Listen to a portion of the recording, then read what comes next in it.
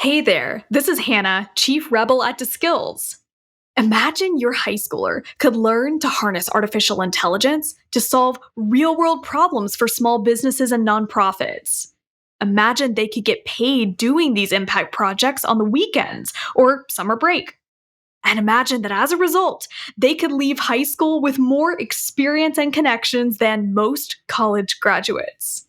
That's DeSkills. Learn more at skills.io. That's dskills.io. This podcast is funded by Ted Dintersmith, the executive producer of the acclaimed film Most Likely to Succeed, and the author of the best-selling book What School Could Be.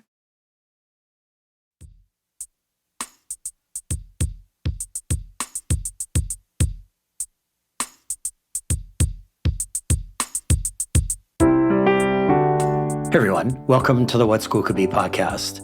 I'm your host, Josh Rapoon. Before we start the show, please check out all the resources at whatschoolcouldbe.org and our global online community. If you are a committed education change agent ready to roll up your sleeves and reimagine teaching and learning, simply install the What School Could Be app on your mobile device or navigate to community.whatschoolcouldbe.org. I hope to see you there. My guest today is Allie Wong, a PBL Works national faculty member who is extremely passionate about project-based learning, mainly because, as a graduate from a PBL high school herself, she has seen firsthand the benefits of student-centered, authentic, and real-world learning. From 2012 through 2022, Allie worked as a math science instructor, as a dean of students, as a school director, and as a graduate school of education instructor at High Tech High, the school made famous by the acclaimed film Most Likely to Succeed. Her specialties include differentiated instruction, multidisciplinary projects that incorporate math, collegial coaching, techniques, and much more. Allie also developed a successful approach to collaborative design that lifts student voice into the project design process. Allie holds her BS in Liberal Arts from Soka University of America, a Master's in Teaching and Curriculum from the University of Pennsylvania, and a Master's in Educational Leadership from the High Tech High Graduate School of Education. Lisa Morellis, a former guest on this show, a deeper learning Obi-Wan, and a colleague of Allie's, said this about her for today's episode. Quote, "When I first met Allie Wong, I was struck by her warmth, energy, and joy. I immediately felt like she was someone I wanted to know, be friends with, and learn from. Once I spent more time with her, I realized she is a beacon of joyful energy, relentless enthusiasm, and lived expertise in the deeper learning educational landscape. Her journey from a project-based learning student in high school to a project-based learning teacher and school leader has profoundly shaped her, unlocking incredible opportunities for those who have known and worked with her. While specializing in K-8 instruction, Allie's keen eye extends to CTE and high school courses, demonstrating her versatile educational expertise.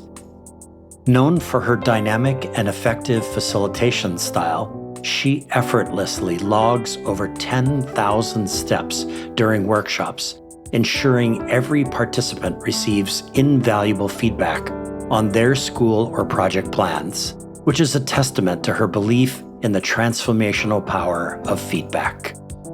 To get a sense of Allie's true essence, which includes creativity and love for nature and others, is to know that Allie also has an incredible gift for plants, evident in her home indoor and outdoor garden, where she is growing her own centerpieces for her upcoming wedding. An animal lover at heart, she skillfully trains her 2 dogs and bunny, embedding feedback and positive reinforcement into their lives." End quote. And now, here's my conversation with Allie Wong.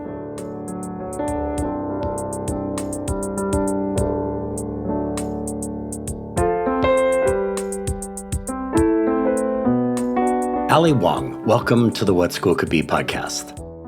Thank you.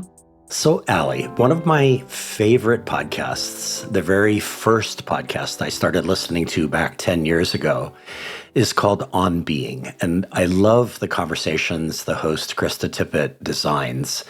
So, Tippett always starts her interviews with a question about spirituality, which I love. So, I'm going to start today's conversation with a question about your spiritual life, if you will. So, you shared with me that you are Buddhist, which teaches that world peace is possible through all humans becoming absolutely happy. So, what are the ways you choose to live your life that help you travel towards absolute happiness? Thank you for this question. My Buddhist practice is a huge part of how I grew up, why I do what I do, and who I am now. The idea that every single person can become absolutely happy really refers to true happiness, not what we call relative happiness. And relative happiness are things that are fleeting or things that really maybe make us happy for just 1 minute, but then, in the long run aren't very lasting. Mm. True happiness really comes from each person doing their own human revolution so that they become strong as they go through the challenges that they face in their daily life. So, no matter who you are, everyone experiences challenges. But the idea of absolute happiness is that in the crucial moment when you need your compassion or when you need your courage or when you need your wisdom, you have that unlimited potential already in your own life and you can tap into it. And so that's the idea of absolute happiness. And to me, that really relates to education because it's in education where we teach students that they have unlimited potential and we help them unlock that potential. So, what are just back to, your daily life? Is there, because I'm not Buddhist and I have my own sort of quasi, I suppose, spiritual practices, but what are some of the things that you do sort of day in and day out that ground you and center you and keep you kind of on that pathway and aware? I guess it's more about awareness than anything else. Yeah, so in a lot of different sects of Buddhism, there's some form of meditation. And so my sect of Buddhism is actually called Nichiren Buddhism. And in my Buddhism, we have a chant, and that chant is Nam Myoho Renge Kyo. And we repeat it like a mantra Mm. every single day. So every day I sit down first thing in the morning and I do that chant. And I do it again every evening before I go to bed. And the idea is that when I do that chant, what I'm doing is I'm calling forth my own greatest potential from within my life. And so Mm. that's part of my daily practice that really helps me to remember that I am a Buddha and I have a highest life state of being, and that I am able to really help others to become happy too. And so to the education part again, like in a sort of tangible, practical way, Allie, like what does that look like when you tie together that sense of a journey towards absolute happiness and education? I mean, for our listeners, just trying to grasp onto like how that plays out in your life and in your life as an educator, which is really the primary life that you live. Yeah, so I became a teacher because I truly believe that every single person has a mission. Mm. And to me, that the role of a teacher is to show students their unlimited potential and to help them to determine what their individual mission that only they can complete in this lifetime, help them understand what that mission is, and give them the tools that they need so that they can unlock their potential so that they can become truly happy. Mm. In Buddhism, we really believe in helping others, and that actually helping others is what helps us to access our own happiness. And it's part of the fulfillment that we need in life in order for us to be happy is to be in service of others. And I also believe that in order for world peace to truly happen, part of that comes from every single individual realizing their potential and their mission. And so, therefore, without every child having access to the best education possible, world peace wouldn't happen. Wow, that's so interesting. Allie, I've been over the last year, maybe even 2 years, there have been a lot of conversations that have been coming up around helping kids find their passion. And I got to a point where I started to feel a little bit uneasy because it felt like we were rushing them too quickly towards something that we all think of as passion. And you refer to it more as gaining a sense of mission, that you have some sort of mission in the world.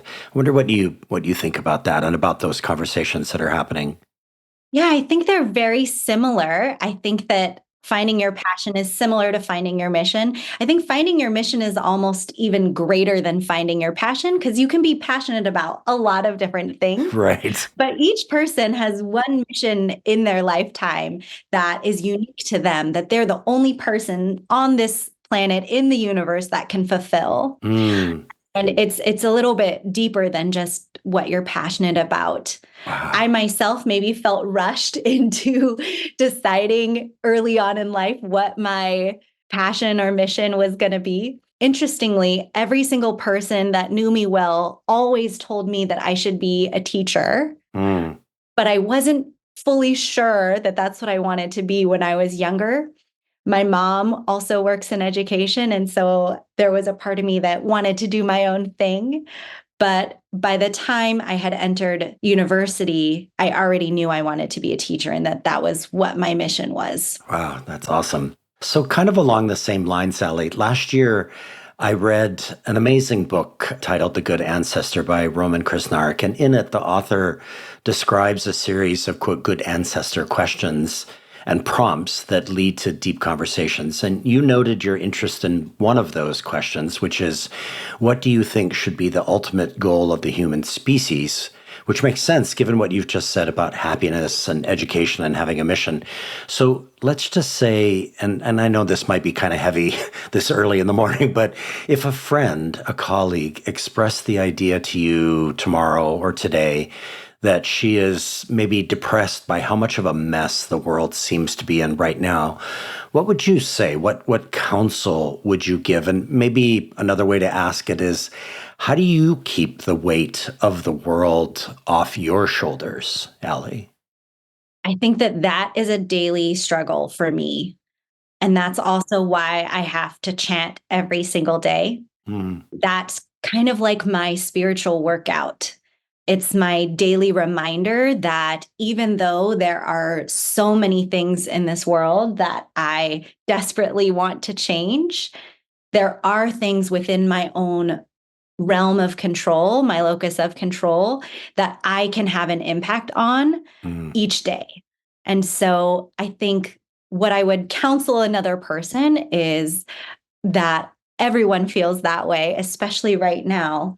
And the way to move forward is one by one person at a time. I always try to give my full attention and my full focus to the person in front of me at mm, any given moment. And the idea is that really change happens not necessarily on such a huge level. I think change can really happen when it's heart to heart. And I've seen that when I'm working with teachers and when I'm working with students who have different challenges, when we try to approach those, through a big way or through changing school rules or changing things in the classroom. I think it can work, but I think what truly works is when you have a heart to heart connection. mm, And so the idea that we can create change by creating more and more heart to heart connections, mm, having more dialogue, doing more listening is actually going to make a bigger difference in the long run mm. because one by one, if we're able to have those kind of interactions, every single interaction, slowly but surely, we will see change in our environment.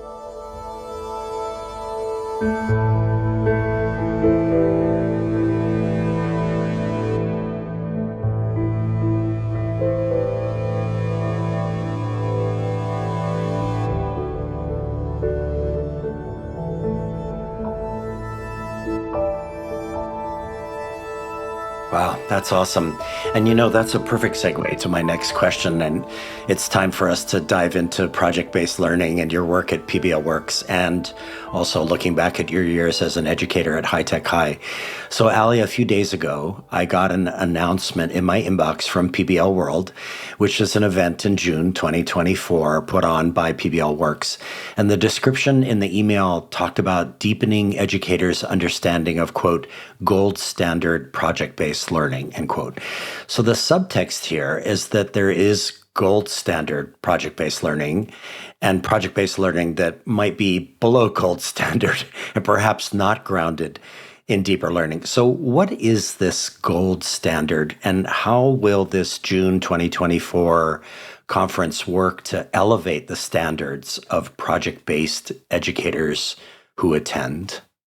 Gold standard project-based learning is when a project has all of the 7 design elements.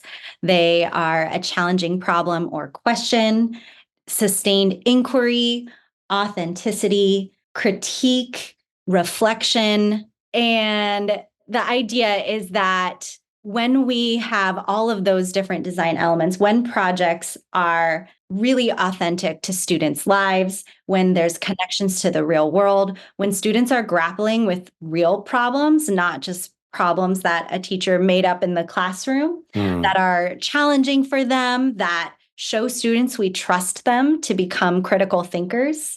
There's a difference in that type of PBL. Sometimes we think of PBL as just being hands-on activities, which hands-on activities are great, but they're just not necessarily a project in terms of the way we think of projects in project-based learning. In project-based learning, we think of the project as being the way that students learn, the method through which students learn, not just a hands-on activity. And so I think that that's a key difference, that students are solving real problems, that they're authentic to their own lives, that they have voice and choice within their project and what they're doing and how they're learning, versus just maybe doing something to either demonstrate their learning or just doing something that's hands-on. So a couple of follow-up questions. Like, what is the actual kind of gold standard process for discovering the authenticity in the project? Like, how does the teacher and the student, or the students, the learners, working together, figure out how to make whatever the project is that they want to work on authentic, real world, and connected? What is that process that you go through? And I know this is like all of your work encapsulated practically in one question, but how does that work? There's more than one process, because every teacher works, in different ways, and all students are different. So there's definitely more than one process.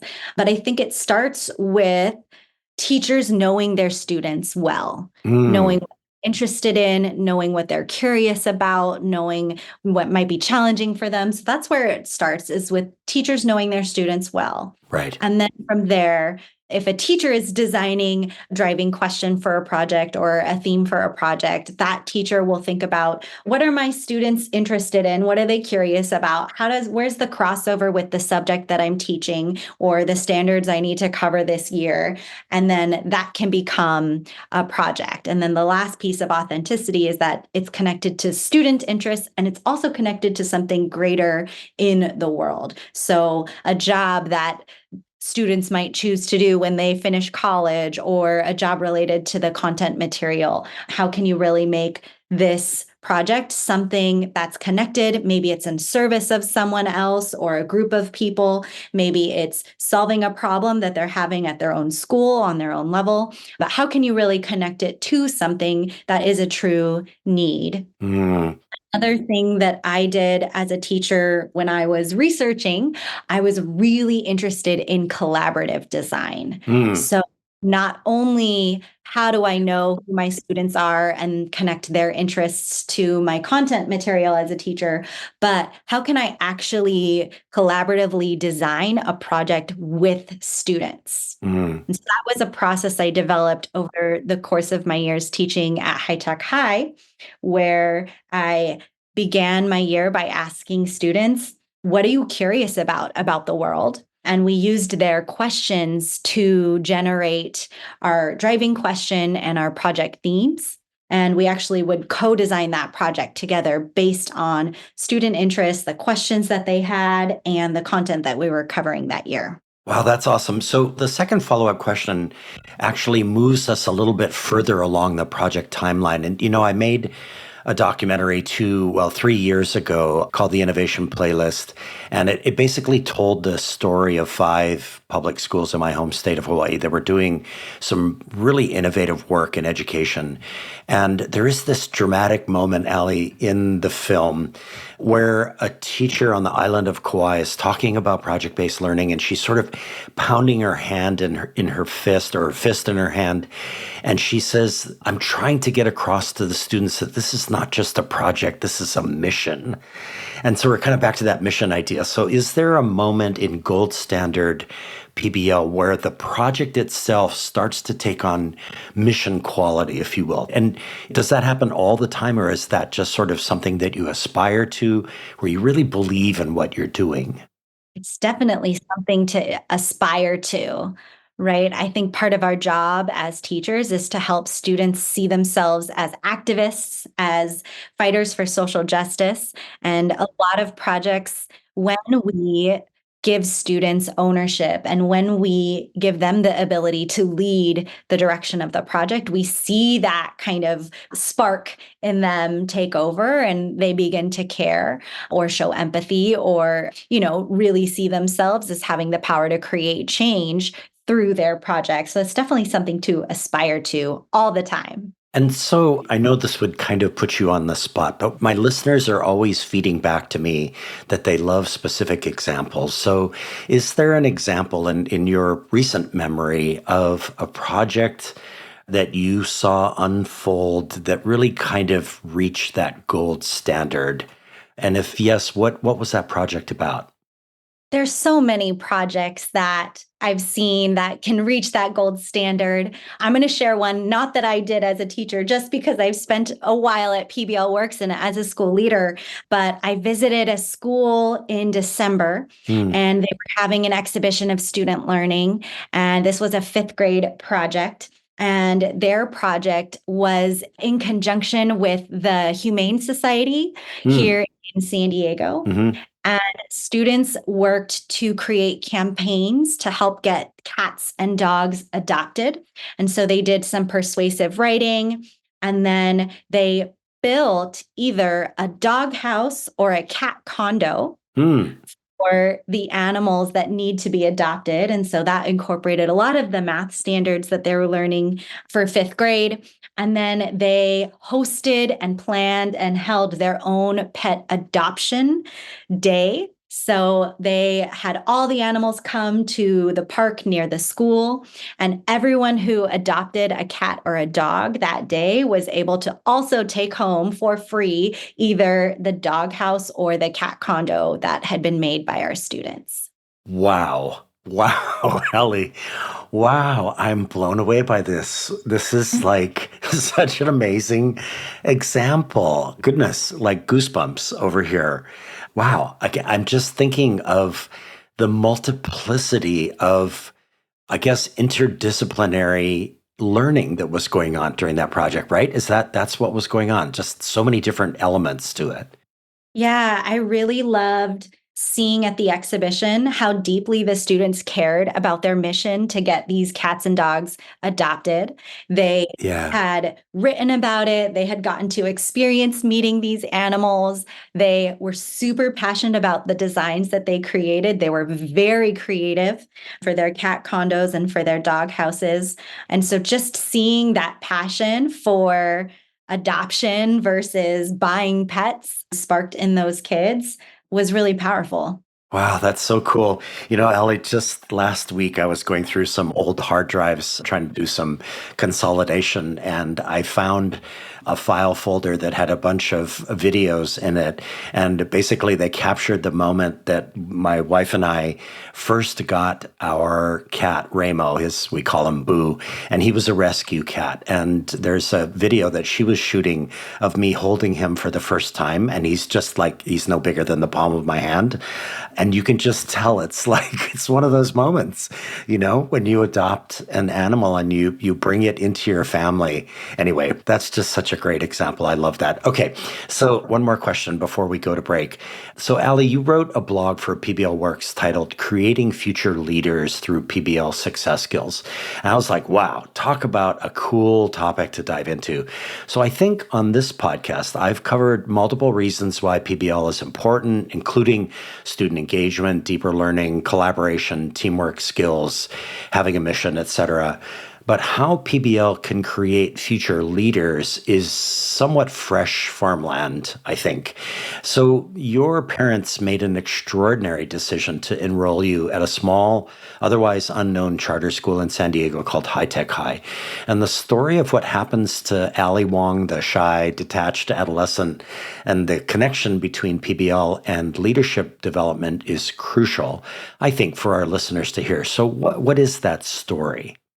Yeah, so I attended really traditional elementary and middle schools in San Diego, and I never really enjoyed school. I was okay at school, but my mission in school was to just slide under the radar. I wanted to be invisible. I just wanted to kind of go and get it over with and be done with school. I was really shy. You'd never have caught me speaking in public.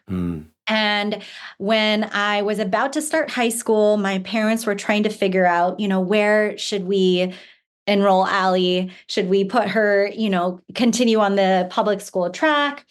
And by chance, my mom in a grocery store heard about High Tech High and decided to enroll me.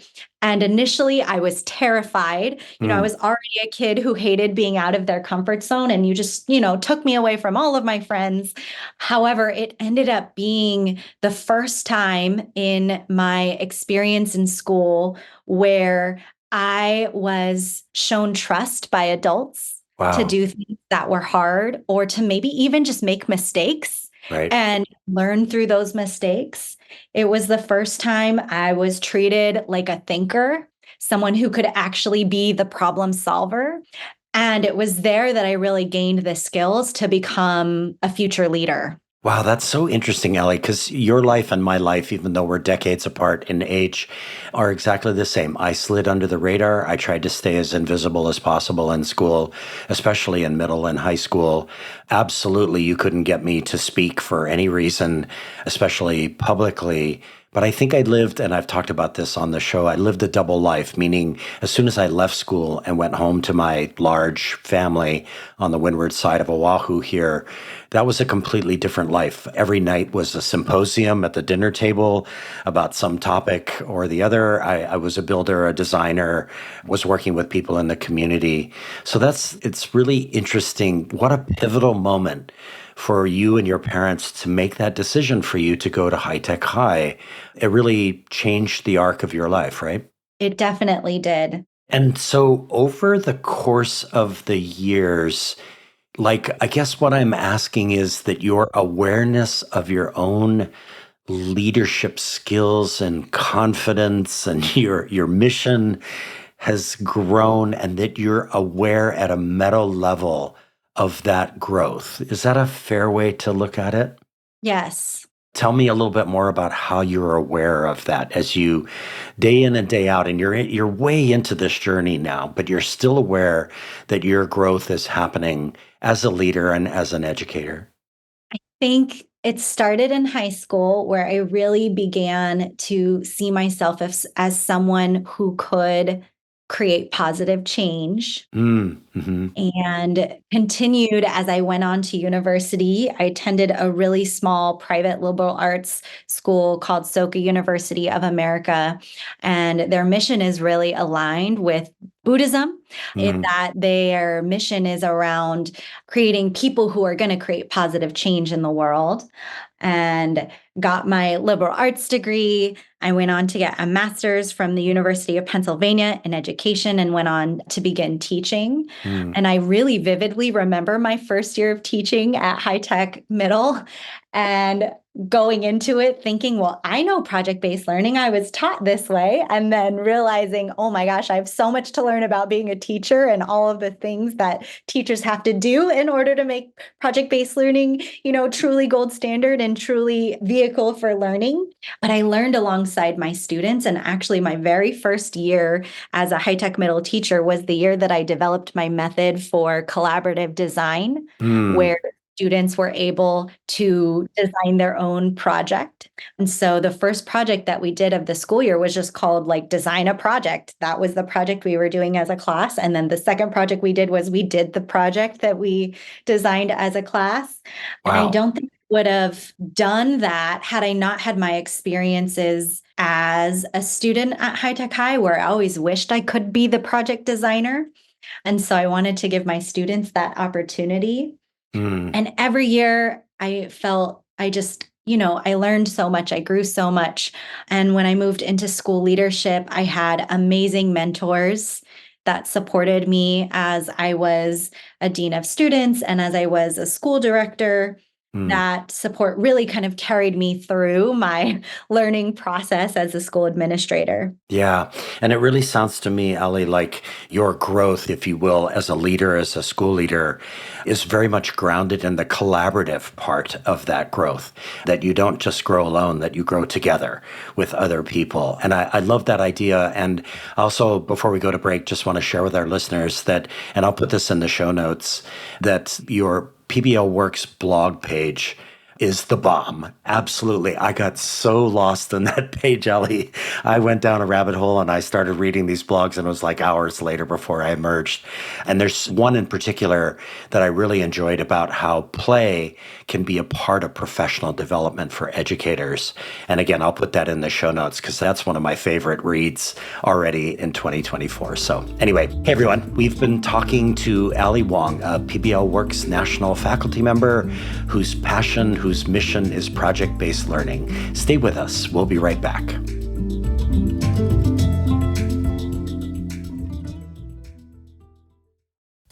Hi, fellow educators. I'm Steve Shapiro, and like you, I'm excited about the possibilities of what school could be. Please check out my podcast, Experience Matters, where I talk to guests ranging from big national thinkers like Daniel Pink and Tony Wagner to recent high school graduates about the most profound learning experiences of their youth. Then we dig into the implications for how we can reshape schools to produce powerful breakthrough learning for all of our students. Education can take many forms, but whatever form it takes, experience matters. Hey there. Are you interested in hearing weekly conversations with authors, leaders, and practitioners at the forefront of learning and education innovation? Then you'll love the Getting Smart podcast. This podcast amplifies the incredible work being done by some of the most innovative minds in education. Learn new leadership styles, new technologies, new frameworks and mindsets, and get the fuel you need to stay motivated and curious. Together, we can empower all learners to thrive. It's available at gettingsmart.com or wherever you listen to podcasts. Hi, friends. This is Toy Hirschman from EntreEd. It is my great honor to uplift this excellent podcast, What School Could Be. As always, we are super excited to support innovation in education. We've been lucky enough to feature some of the incredible What School Could Be educators on our podcast. If you are looking to be inspired by entrepreneurs and entrepreneurial educators and other great minds from across the world, check out the EntreEd Talk podcast, and please like and subscribe and leave a review. Thanks for tuning in.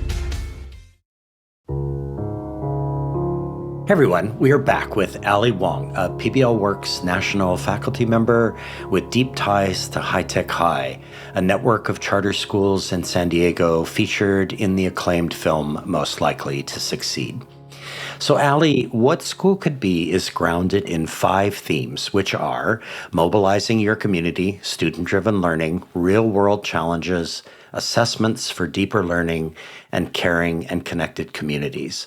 So my question is about the last of the 5 themes. So how does, I suppose, gold standard project-based learning build and sustain caring and connected communities? Like, take us into a project and paint as vivid a picture as possible of how this happens. I think it begins with your classroom community. Mm, And I think that project based learning builds really strong culture in the classroom because, all teachers try to build culture in their classrooms, but icebreakers really only go so far. I think when students are working together on a united mission that is their project and they have challenges that they're facing together and they are using each other as true resources and experts, like that culture becomes really powerful in a single classroom. mm, And when you take that culture across an entire school, right? Because you have every single child in every single classroom engaged in seeing themselves as leaders, seeing themselves as having a responsibility to help others within their classroom, right? Every classroom in the school has that. You have a very powerful school culture. And then I think that school can play a powerful role in their community. I gave an example earlier about a project that impacted the community in San Diego through yeah. partnership with the Humane Society, right? But when you have a school where each child feels like they have an important job, an important role in their classroom, and thus in their school, that school can really become a place of positive change in their neighborhood and in their community. So, do you have another example of where a project that, as it was moving forward, Allie, you could almost tangibly, in a kind of tactile way, see that a caring and connected community was developing as a result of the design, the co-collaboration on the design of the project, and the execution of the project? Is there another one that kind of really captures it for you?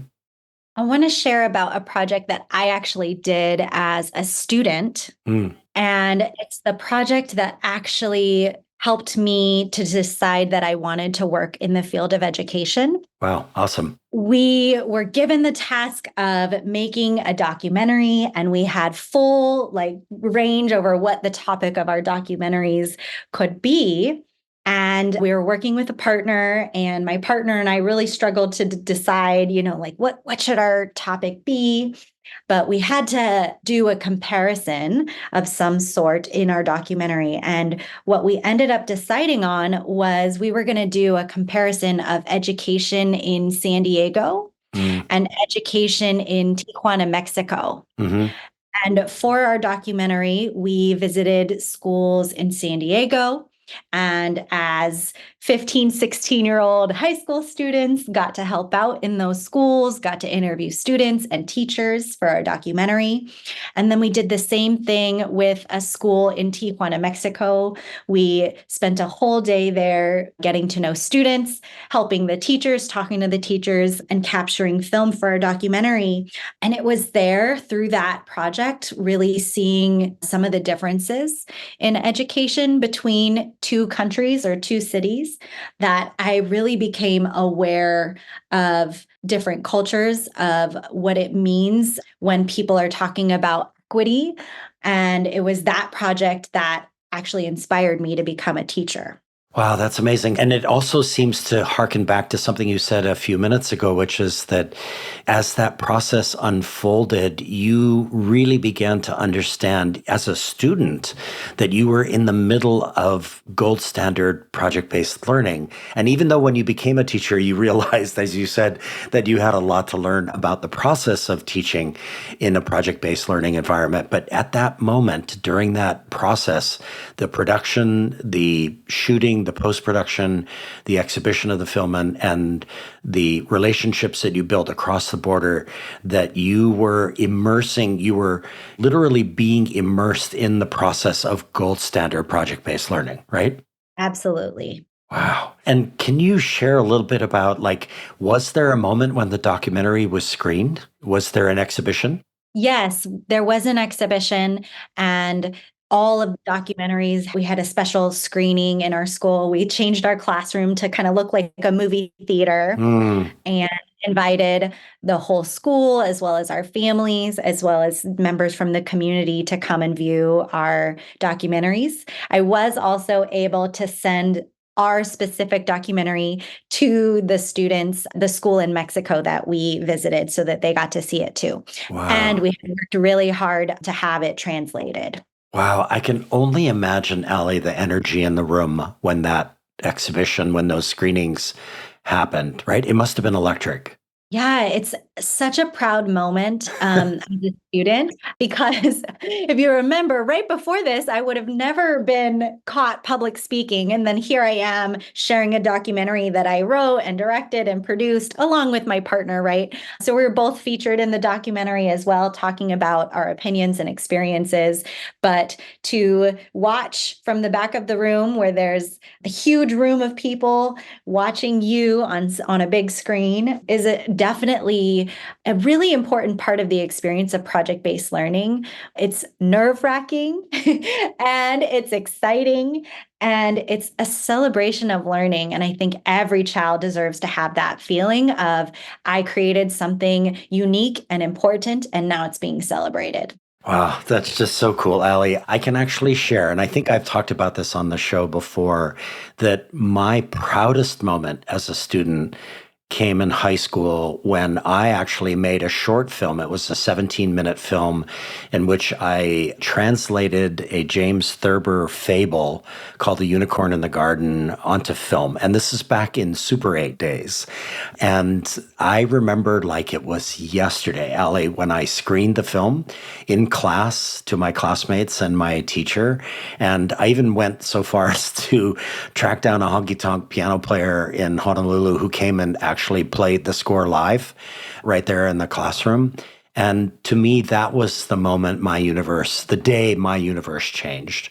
That's when I realized that I had something to contribute, and oh boy, that's so cool. I just wish I had been there when that happened for you. Okay, so speaking of videos, Allie, I watched a beautiful video that features you at the 2017 Deeper Learning Conference in San Diego. And about 2 minutes in, you say that project-based learning begins with establishing relationships with one's learners. And you've talked about this already.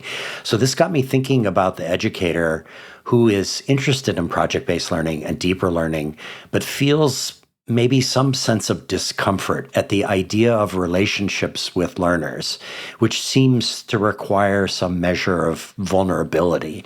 So what are your thoughts about this? Like, how does PBL works? How do your colleagues work educators through what I imagine is frequent discomfort about that kind of relationship with learners? In my personal opinion, I don't think that we can learn from someone that we don't have a relationship with. I think it's really challenging to be vulnerable enough to learn something if we don't have an amount of trust, if we don't have an amount of respect. So I think that always comes first. And I noticed that in my own experience as a student. Prior to coming to High Tech High, I had lots of teachers, some of them really good, some of them not so good. And there was a huge difference, though, in the type of relationship that I had with my teachers when I started at High Tech High versus my previous schools. Instead of, just having a student-teacher relationship where the teacher answers the questions because they have the authority of the classroom, the student-teacher relationship was one where we can learn alongside each other. I can learn just as much from you as you can learn from me. And actually, together, we're going to be more powerful and have a better, not just relationship for both of us, but a better learning experience together if it's reciprocal, that students are respected and something to be learned from. I think, to me, I don't see it as being more challenging or making oneself more vulnerable. I think one thing that I was a little bit nervous of when I became a teacher was that I had to be the person with all of the answers. Yep. Not perfect. I don't know the answer to everything, even within, my own subject level that I'm teaching. And furthermore, I'm not like some genius project planner who has like all the creativity, all the things to be able to just do this on my own. I need my students to learn alongside me and to provide me with that inspiration in order for us to produce something amazing. And I don't have to do it alone because as teacher and students, you can work together towards that goal in the classroom.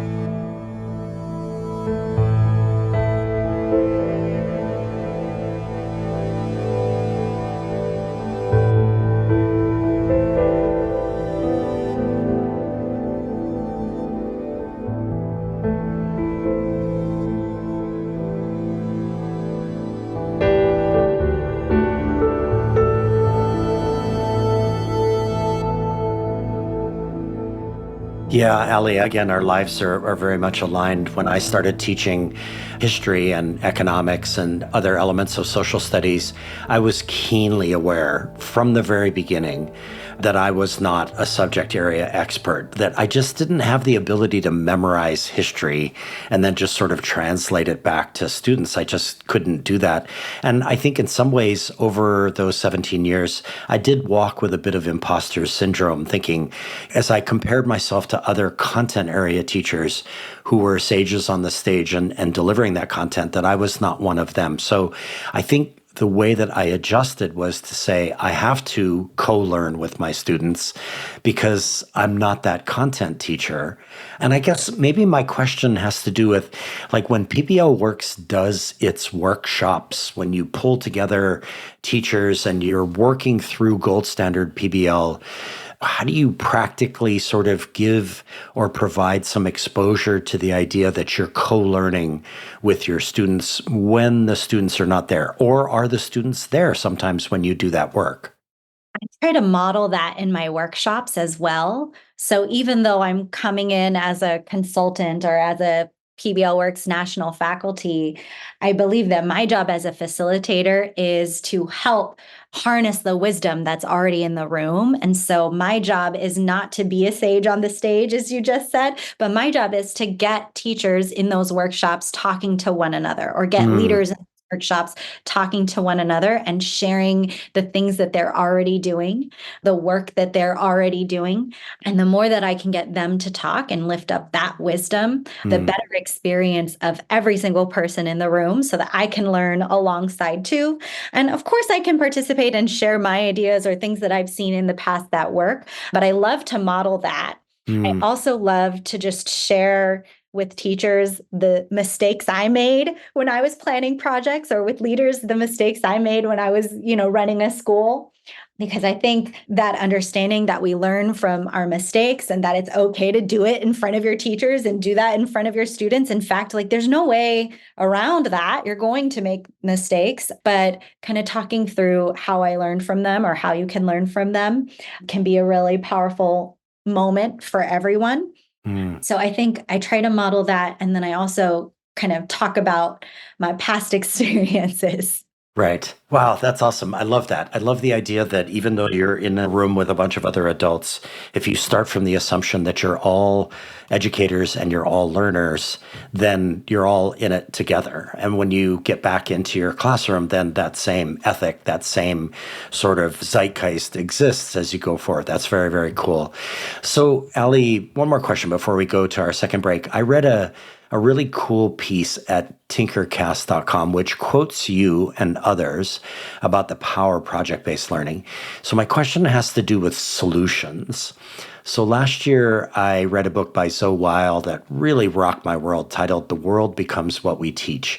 And in it, Weil makes the case that simply figuring out solutions to problems is not enough, that learners need to become what she calls solutionaries, meaning those problem solvers who take into account every possible moral and ethical angle to a possible solution. So like a solution to a problem over here could mean a terrible disaster over there, and so on. So how does PBL Works tackle these kinds of conundrums? How do you approach the idea that as you work on a project, as you move forward with a mission, that the mission itself, that the students, the learners, the teachers together are looking at it, I suppose, from every possible angle to understand that whatever is being worked on, the solution that everybody is coming to actually works everywhere. I know that sounds kind of clunky the way that I asked it, but I think you know what I mean.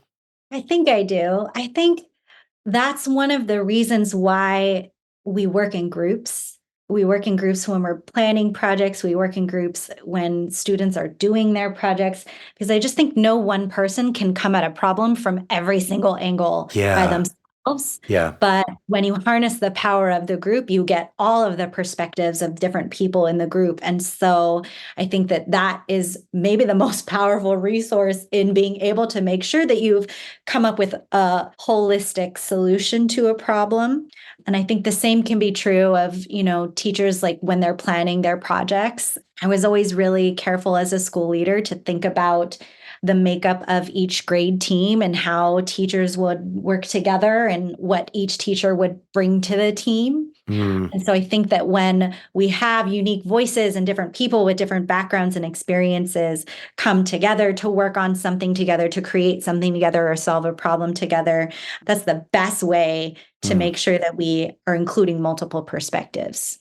So if we went back to the Humane Society in San Diego example, I guess what I'm thinking about, Allie, is sort of like that there are multiple minds who are asking, have we thought about this? Have we thought about that? And that's really the process of becoming a solutionary, is that you ask that question. And do you see that happening in projects where that's a very natural thing for members of a team working on a project will come to that kind of place where it's quite natural to ask, have we thought about this or have we thought about that? I think I have seen that in a lot of really good projects. I think one of the design elements of gold standard project-based learning is sustained inquiry. And so students are always engaging in the process of asking questions. It begins with a driving question for the project, but as students are learning and developing and prototyping solutions, usually more and more questions keep arising based on what they thought they knew and realized they didn't know. And so the idea that there's always questions to be asked is what helps students to truly become lifelong learners. But I think, to try to bring it down to like a granular example within the Humane Society project, the fifth graders had multiple drafts of their cat condos or dog houses that evolved over time, and they continued to get feedback. So they not only asked themselves like, okay, did I think of everything? But they also had other people look at their work and tell them, oh, did you think about this? Or did you think about this? They also got to meet their animals that they were designing for and learn about them. And so it was really lovely to see how students had incorporated some things that they had learned about their dog or cat into their design. For example, one student had met the dog that they were designing a doghouse for, and the dog had jumped into a chair or onto a desk at the school or something. And so he purposefully designed this flat roof of his doghouse with this ramp so that the dog could get on top, because clearly the dog liked being on top of things and having a great view. And so it was really cool to see how they adjusted or made changes based on feedback that they got or based on their understanding of who they're designing for. Wow, Allie, that's just this Humane Society example is the gift that just keeps on giving. And I'm just thinking about that student sort of moving towards absolute happiness, in thinking and empathizing with the dog and trying to make it, wow, that's just such a great example. Okay, so hey everyone, we've been talking to Allie Wong, a graduate of a project-based learning high school who has seen firsthand the benefits of student-centered, authentic, and real-world deeper learning. So stay with us. We'll be right back.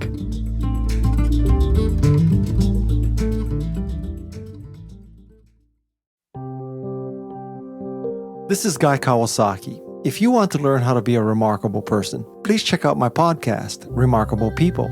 I interview people like Roy Yamaguchi, Margaret Atwood, Jane Goodall, Stephen Wolfram, Steven Pinker, Ariana Huffington, and Steve Wozniak. The point of the podcast is to help you become a little bit more remarkable. To learn more, go to remarkablepeople.com. Thank you. Aloha, my name is Aaron Shorn, a previous guest on this very podcast. I am also now head of growth and community at Hawaii's own Unruler. Unruler is a collaborative mobile and web platform that accelerates innovation, grows culture and community, and celebrates learning. Learners post multimedia, tag their learning, and through comments are able to work together asynchronously.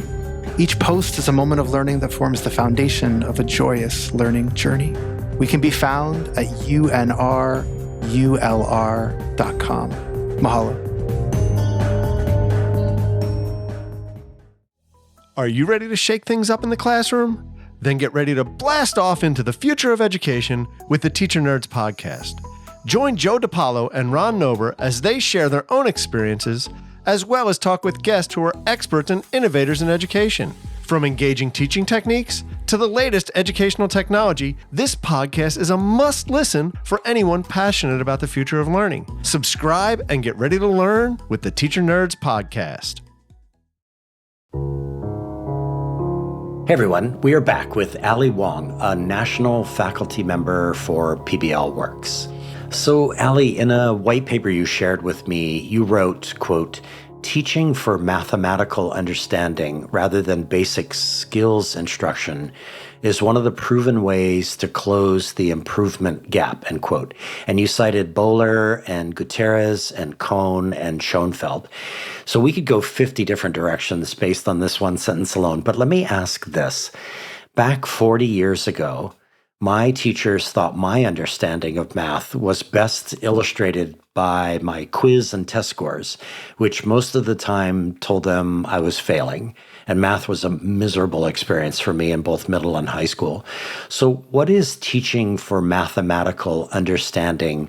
And how do the teacher and learner determine what is understood or that deeper learning has been reached? I also struggled with math in school as a student and remember really vividly getting in trouble with teachers for counting on my fingers. Goodness. And as a teacher, that became something that I absolutely wanted to transform. I really wanted to make sure that students didn't walk away from my classroom feeling like there's math people and that there's not math people. And that's kind of like a common misconception that a lot of adults have, right? That like some people can do math and some people just don't have the brain for it. Yep. And so I really wanted to make sure that as a math teacher, I was going to make sure that students felt that they were mathematicians and that it was okay to use all the tools available to them, including their fingers, if that's what they needed in order to understand the math that we were doing in class. And so for me as a student, my fingers were what helped me to really visualize the math that I was doing and actually being able to have that visual compared to just being able to rotely memorize facts, maybe even I would argue shows a deeper understanding of actual math concepts. And so a lot of what I'm talking about comes from the practice of cognitively guided instruction in mathematics, which is something that I learned about once I became a teacher. I didn't even learn about it until I was already a teacher, but something that once I understood and learned really transformed the way that I taught math. I had a much larger emphasis on mathematical discourse as a way for students to co-construct knowledge together about mathematical concepts. And of course, we still need ways to, exit tickets and ways to measure students' mathematical thinking. But I really utilized discourse as the way to build knowledge together as a class, and also for a way for students to interact with math concepts without me giving them a strategy to memorize, but as a way to help guide them through coming up with their own strategies to solve problems that make sense to them, and then unearthing or discovering properties of mathematics together as a class. So maybe we go back to the Humane Society again, and maybe it would be useful for our listeners, Allie, for you to elaborate a little bit more on, in that complete project, what were the elements of math that students were considering as they developed that project and as they worked so hard to help place those animals in homes? So, in order to build their cat condos and their dog houses, students had to use a lot of different properties of volume, of surface area. They were responsible for calculating how much wood they would need for their builds or how much of different materials they'd need for their builds. So they had to calculate all of the surface area to be able to make those builds, the measurement and the volume of those spaces. Mm-hmm. They first created blueprints where they did all of their calculations, got feedback on those blueprints before they even purchased any materials. And is there an element to that when you publicly exhibit your understanding of math that you're able to talk about that with somebody, that you're able to explain what you've done and how you've designed it, what math was involved? Is that a fair way of looking at kind of an element of assessment for deeper learning? Oh, absolutely. Listening to kids talk about how they knew how much wood they needed to purchase and why, I think really shows that they deeply understand the concepts of surface area. I also think it gave students a genuine reason for why am I calculating this surface area? Well, because I need to make a doghouse for Rufus, Yeah. So I think they had a genuine why for why they were learning the material. And so as they were learning, they were really motivated. And then because it was calculations that they had done themselves, that they had had multiple opportunities to perfect, when they were speaking about it at their exhibition, they were really able to explain, okay, here's what I did first and here's why. Allie, I had one of those the day the universe changed moments when I was in grad school in 1999 when I saw a 5-minute video. It was only 5 minutes. And I remember just watching this video and going, wow, everything is changing for me, because what it showed was a 5th grade teacher who was working with her students, and it was all about geometry. And basically the students were working with architects and folks from the construction industry and from government. And across the school, they were working on a project to build accessibility ramps for folks who are in wheelchairs to be able to access, buildings on campus. And I just remember how magic that felt to me, because it just felt so real world, right? That's what it's really all about. Absolutely. That sounds like an amazing project. Yeah, it was very, very formative for me. It changed the direction of what I was doing as a teacher at that point. Even though I was teaching history, I started looking for examples of ways to do that. So that's great. So Allie, you sit at the nexus of two ideas. The first is that most of my listeners have seen Ted Dintersmith's film, Most Likely to Succeed, which tells the story of High Tech High and how it could be seen as a model for what school could be, or one of the models for what school could be. The second is that you attended High Tech High, taught there, served in administration there, served in its graduate school of education, and I'm sure much more. So in this way, you are my rarest of opportunities. I wonder if there is any way in the world to give our listeners a way to understand High Tech High's kind of center of gravity, its place, mythical or not, in the kind of pantheon of answers to what school could be. What is it about that place that has that kind of magnetic quality, that gravitational quality that draws people there to see what's going on? I think there's so many things. I think I've talked about this a lot, but I think first comes the relationships between students and teachers and students and administrators and teachers and administrators. I think at High Tech High, you're going to see student-led classrooms and teacher-led schools. And I think that that is really unique and really powerful. And that's one of the things about High Tech High that makes it what school could be. And then the second thing that you're really going to see is you're going to see students engaged in authentic learning experiences that are connected to what they care about as students and connected to things that are happening, important things that are happening in our real world. And I think that their work is displayed in ways that have impact, whether within the classroom, within the school, or even outside in the community, to show that student work can make a difference and that students themselves have belonging and have the ability to impact others. Mm-hmm. Okay, so I want to take this question and go in a slightly different direction with it. Let's just imagine that we're in the high tech complex, which includes elementary schools, middle schools, high schools. You shared with me, Allie, that you always knew you loved working with children and you have never held a job outside of education. And I'm the opposite, meaning teaching was my fourth career and I am still in my fifth, which is retail sales. So my question has to do with a book, Allie, I read a few years ago titled Range by David Epstein. And in it, Epstein dives into differences between specialists and generalists. So broadly speaking, what are your thoughts about how traditional education seems to want to track kids towards specialization, whether that is what they want or not? And I realize I'm asking a leading question here, but you are a big picture thinker, and I'm seizing this opportunity. And I'm also thinking about as you walk through the doors, let's say at High Tech High, that what you're seeing is more generalist and less specialist in terms of the way that kids are developing or being developed or trained or coached and all of that. I wonder what you think about that.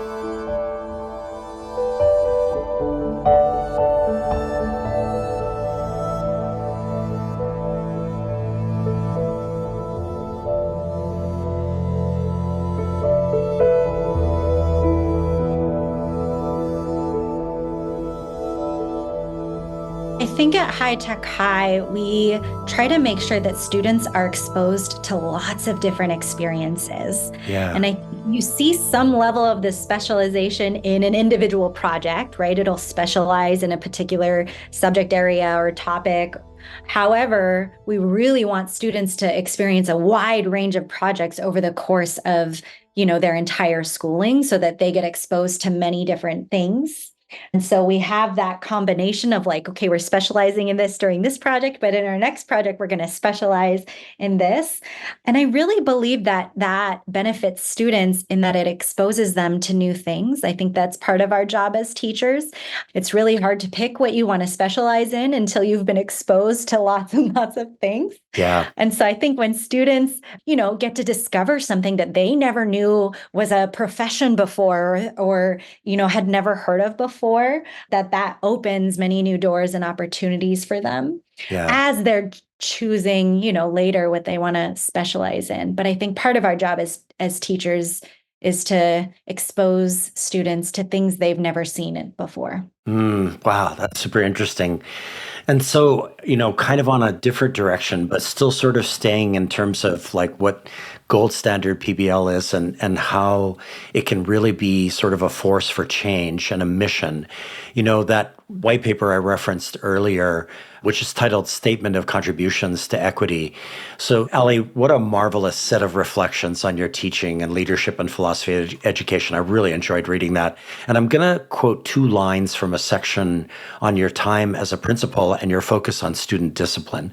So you wrote, "I set out to truly know all 430 of my students, as well as their families on an individual level, and began building trust. I began implementing trauma-informed approaches such as positive discipline, restorative justice, and proactive collaborative problem solving school-wide." And I'm just amazed, Allie, and thinking of all the things we've talked about. There is so much going on in everything that we've talked about. So I wonder if you can share the story of a kid named Bryant and how that story is illustrative of what you set out to do with your students. Yeah, so Bryant was a student that went to the school that I worked at when I was a dean of students. And he was a really bright child.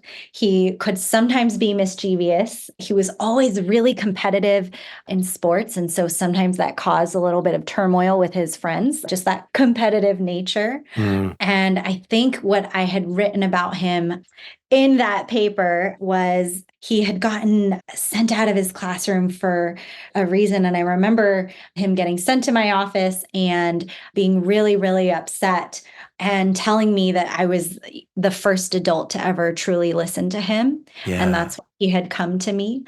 And I think that was a transformative moment for me because I knew that I was always trying to show kids that what they said mattered and that I would really listen. But to hear it coming from, a 9-year-old's mouth had a big impact on me and was something that really made me feel like that's something that needs to be changed in our school. Every child feels like every adult is there to be a listener for them. So I think when they feel that way, then they feel that they have a sense of belonging. They feel less inclined to, do things that they know they shouldn't do as long as they know they're going to be heard out fairly by the adults that are caring for them.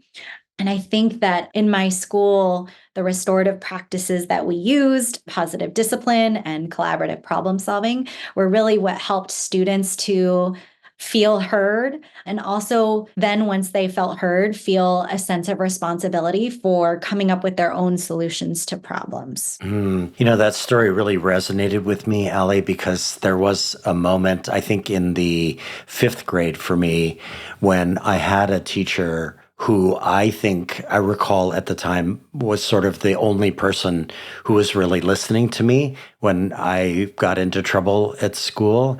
We think about, for the lay public, Allie, positive discipline, restorative justice, proactive, collaborative problem solving, can sound like buzzwords that are really hard to access. But when you give it a face, like that, here's this young child, Bryant, and he feels like he's been listened to for the first time, that it becomes quite real in moments like that. That's what the practices really are, right?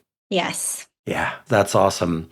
So, Allie, I love to end episodes by giving guests the opportunity to give a shout out to giants upon whose shoulders they stand. So those coaches, mentors, guides, advisors, confidants who helped us all be what we could be. And so your shout out is to the school leaders and something called the Hawaii Innovative Leaders Network, which is coming to the end of its multi-year grant cycle shortly. So what was the genesis of this PBL Works program? What have its mentors, or mentees, I should say, experienced? And when did you take over as facilitator? And how does the network as a collective serve as a giant upon whose shoulders you stand? So the Hawaii Innovative Leader Network was facilitated with the support of the Castle Foundation, and it was started almost 6 years ago by leaders of PBL Works and the Castle Foundation. And it was specifically to bring impactful professional learning to school leaders across the state of Hawaii. And so over the course of the entire network, they have engaged with 99 different school leaders in 84 different schools across Hawaii. Wow. And so for me, the giants that I really, stand on their shoulders are the members of the 4th and 5th cohort. I started facilitating the network about a year and a half ago.